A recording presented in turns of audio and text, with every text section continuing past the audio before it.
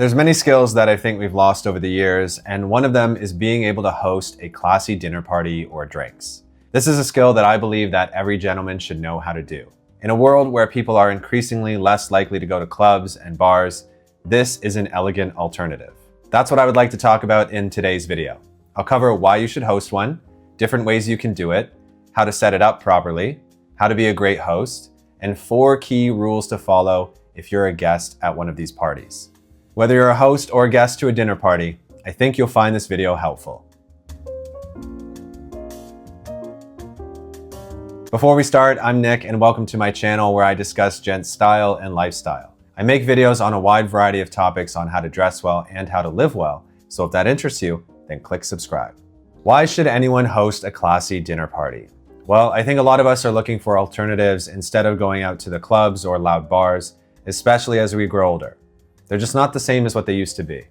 People don't want to go out on a Friday night to wait in line forever, especially not in the cold, only to deal with egotistical bouncers, and then when they're finally let in, it's crowded, sweaty, and sketchy. Not to mention the fact that drinks cost an insane amount these days, people frequently spill them on you, and the music just isn't as good as it used to be. And to be honest, the music levels at these bars and clubs, it's just way too loud. And I don't know if it's just an age thing for me, but I do remember reading an article many years back that actually looked into this, and it found that bars and clubs were intentionally increasing their music. I just want to be able to hear the person sitting next to me. Going out on the weekend is supposed to be an opportunity for you to catch up with friends and have good conversations. This is why dinner parties are better. They give you an opportunity to dress up, they are much less expensive, you can leave at a reasonable hour, and they're also safer and more wholesome.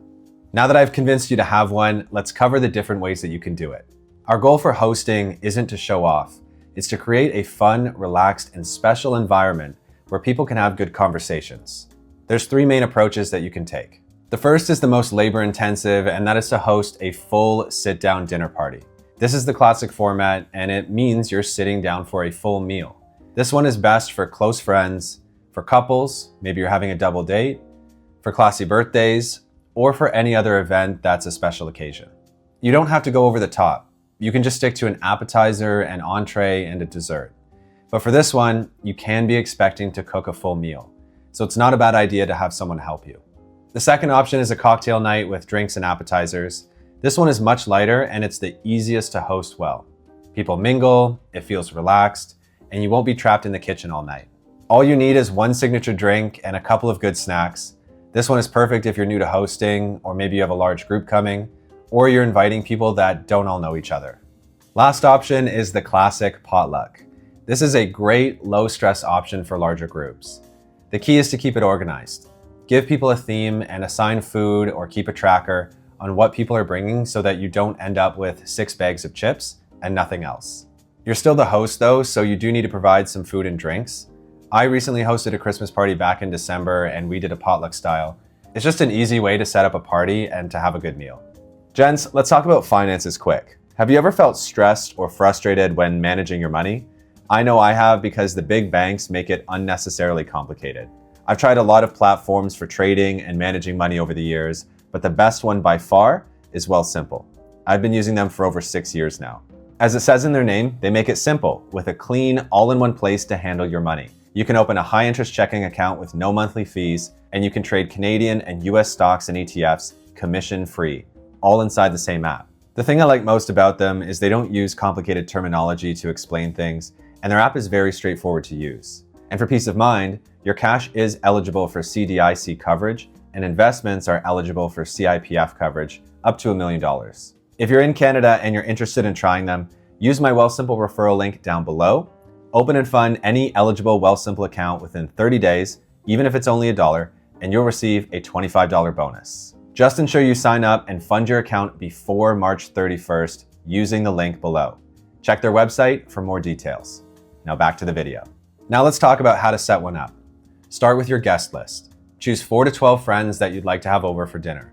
Send them a nice message and make sure to give them all the necessary details in one place.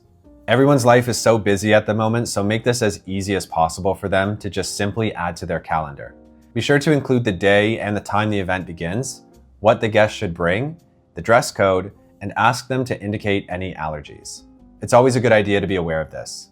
On the day of, I'd also send out a confirmation text just to remind people to come on time. For the dress code, I always just think it's a good idea to have one. I talk a lot on this channel about the importance of dressing well. When you host a party, it's an opportunity for people to dress up, and it adds to the overall ambience of the night. Anywhere from smart casual to semi-formal is good for most. You could always go more formal if the occasion is a particularly special one. Just make sure you clearly indicate it on the invitation. It's even helpful to include pictures because most people these days are unfamiliar with common dress codes. If that's you, I recently did a video on dress codes that I'll link in the description below. For food and activities, ensure you buy everything you need in advance. Food, cutlery, napkins, and plan enough time to cook. You don't want to be caught in a situation where you have 2 hours to cook a turkey that needs 3 hours. For a potluck, choose a theme for the food. That's the easiest way of doing it so that people have a good idea of what to bring. And then, like I said earlier, keep track of what everyone's bringing. Before and after dinner, it's also nice to have some activities available for people. This can be board games, charades, Pictionary, telestrations, that's a personal favorite, or something like Jackbox, which you can play on your TV. Lastly, let's cover the atmosphere. Clean your home before having people over. You don't want them to show up to a dirty place. Turn on some music in the background. Jazz is always a great option. Turn down the lights a bit and light some candles. And most importantly, set the table. Ensure you have a tablecloth, matching plates and cutlery, napkins, and a nice centerpiece. All of these little things come together to set a good environment. Hosting is truly an art form, and how you host is what people will remember. So here's some tips for you to keep in mind. First, greet everyone properly at the door and hang up their coat. You want to make people feel settled and comfortable right away, so offer them a drink. Second, ensure you introduce everyone to each other. You're the host and the common denominator between all your guests, so make sure you're not just offering up people's names, but also interesting pieces of information about them. For example, if you have a friend that's really into watches or has traveled somewhere interesting recently, mention it. Third, stay present throughout the night. Prep enough so that you're not disappearing into the kitchen all night. Check in on people, keep water topped up, and keep things as clean as you can. And also guide conversation if needed. Lastly, end the night right. Offer tea or coffee, and make sure you say thank you to everyone for coming. If you're attending a dinner party, there's some rules for you to follow so that you're a good guest. Rule number 1 is don't show up empty-handed.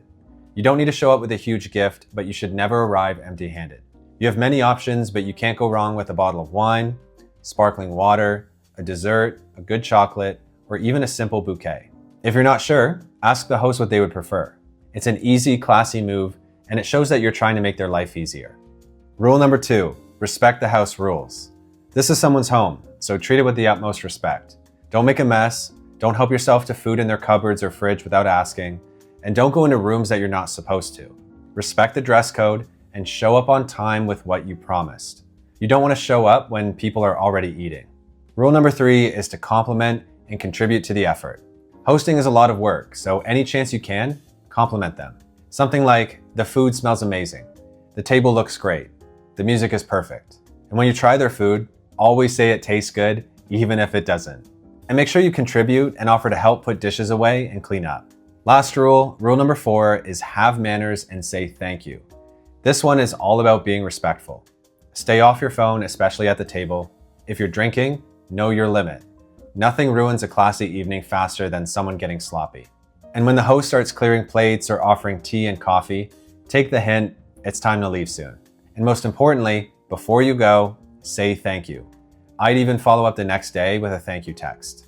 And that's how you host a classy dinner party. I know there's a lot to take in, so start with something small and simple with a few close friends. And then once you have that mastered, you can go bigger.